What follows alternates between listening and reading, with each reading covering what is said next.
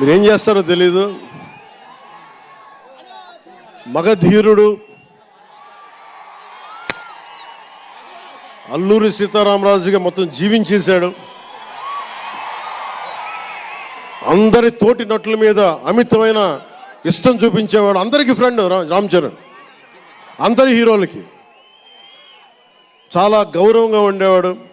సంవత్సరానికి 100 రోజులు మా నాన్న ఏ పేరు మీద ఏం తలుచుకొని పెట్టాడో తెలియదు, కానీ 100 రోజులు సంవత్సరంలో 365 రోజులు కనీసం 100 రోజులు అయ్యప్ప స్వామి మాల అంటాడు, ఆంజనేయ స్వామి మాల అంటాడు.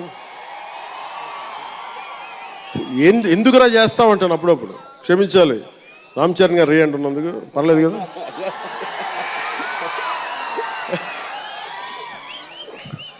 అంటే ఎందుకంటే నాకు బాధ్యత తప్పకుండా ఉండటానికి, నియంత్రించుకోవడానికి, అహంకారం రాకుండా ఉండటానికి ఎప్పుడు చూడండి చెప్పులు లేకుండా ఉంటాడు. అంటే నాకే అనిపిస్తుంది నేనే కనీసం నేను వేసుకునే చెప్పులు కూడా వదిలేడానికి ఇబ్బంది పడతాను అప్పుడప్పుడు.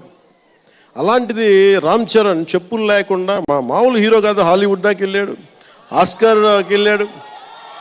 అక్కడికి వెళ్ళి ఎంత గుండె ధైర్యం అంటే నేను చెప్పులు వేసుకుంటా, అవసరమైతే మంచి సూటు బూట్ వేసుకుని తయారవుతాడు, లేదంటే అయ్యప్ప స్వామి మాలేసుకుని కనిపిస్తూ ఉంటాడు. అంటే వ్యక్తిత్వంలో ఎంత బలం ఉండాలి ఆ వ్యక్తికి. అందుకని అలాంటి రామ్ చరణ్ మంచి 16 అణాలు తెలుగువాడు, మా బంగారం, నా తమ్ముడు. ఒక తల్లికి పుట్టకపోయినా కానీ నా తమ్ముడు. ఎప్పుడు ఎదిగే కొద్దీ ఒదిగి ఉండేవాడు.